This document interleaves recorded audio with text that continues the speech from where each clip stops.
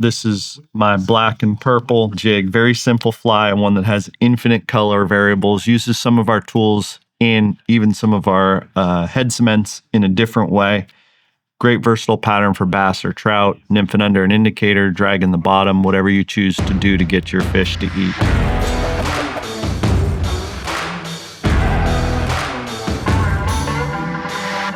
So basic jig hook, 1/16, 3/32, any of these can work. It's a basic winter float and fly or, trout jig, whatever you want to do. Something to get down, stay down.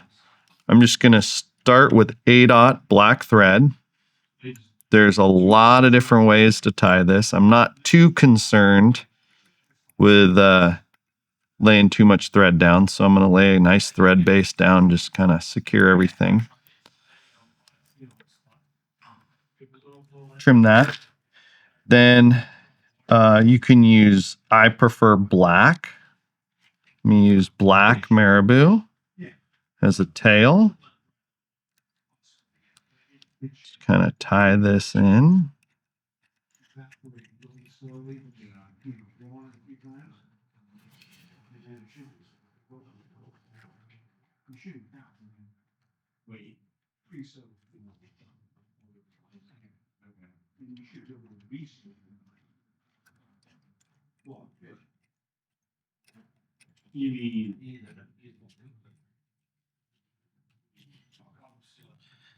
Now I like a pretty large marabou tail, and definitely if you noticed here, you do have a gap here.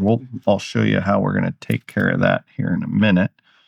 But for the back, I'm going to take 2 of these Sanyo Fusion legs. This is the, blue-green, foil purple. Basically, it looks like a beautiful bass, winter bass color. I like, why I like 2 versus 3 or 1. I couldn't tell you, but I'm going to take those, tie those out the side. Now, one thing I will do is I'm going to cut them longer than the tail, the marabou. And I couldn't tell you why I like that, but I do, because I think it gives a little bit of color coming out past the tail. I'll do the other side as well.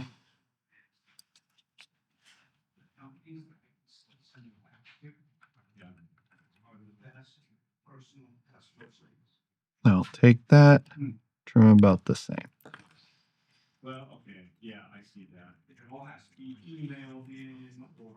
I always like to have an even or consistent diameter of hook shank.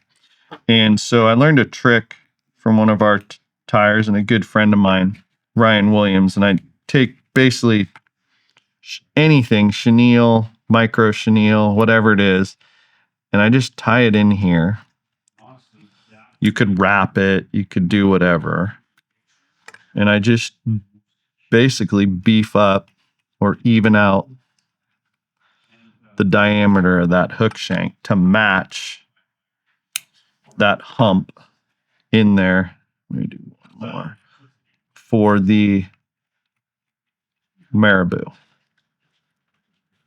That's going to even up enough that diameter of that hook shank. And any color works. It's all going to be hit under dubbing. So we go back, okay? And here, going to make that dubbing loop. Okay, take the dubbing spinner. And again, I throw a little swax on here. This is the low tack. And for this, I'm using classic Arizona semi-sealed dubbing, John Romer's blend. Take a big, and this is black peacock, which I think is black with flash. And I just lay it, why I like that slat, or the little bit of the tackiness on that thread, is it's just enough to hold some dubbing. and make me not lose it to the vise.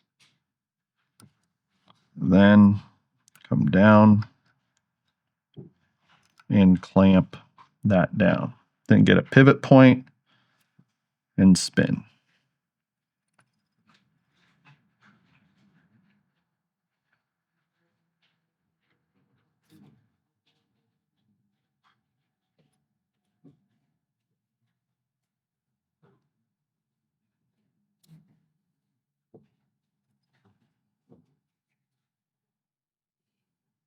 All right, kind of pick it.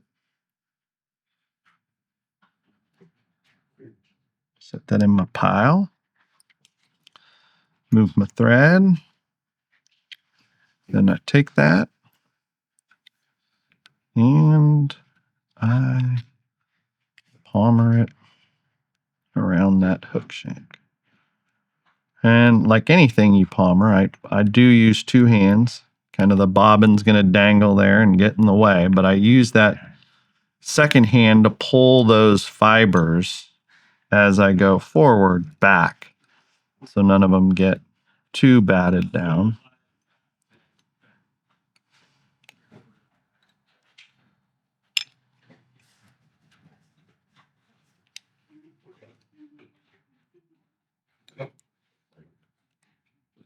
You start getting to this point, you start crossing your fingers that you've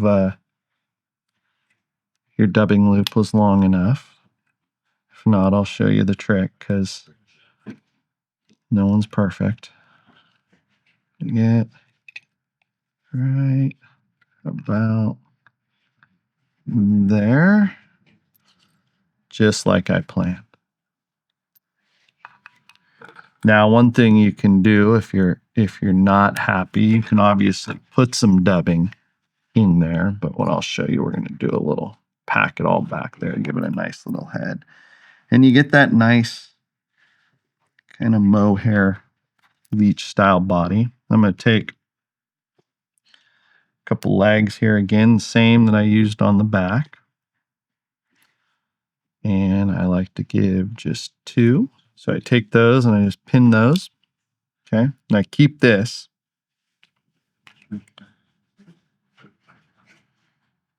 Take another one. Fold it in half. Pin it.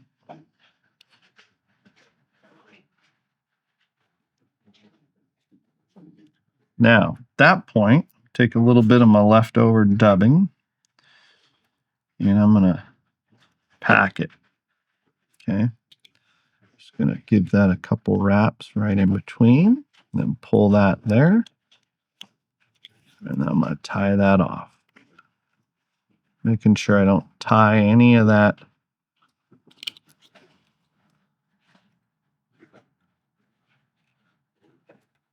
there you go.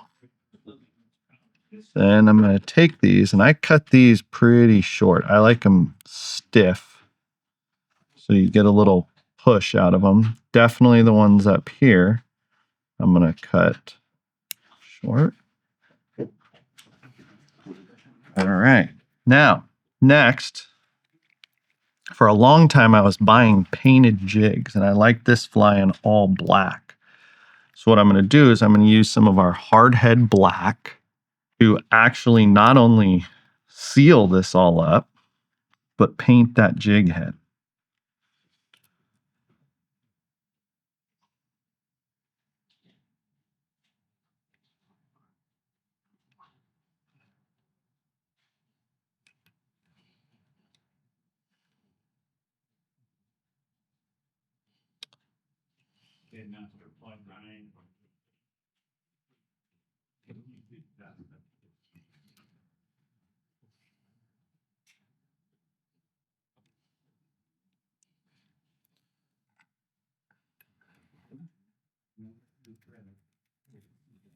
There you go. And that is black and purple jig. You can fish it for trout, bass, under an indicator, without an indicator.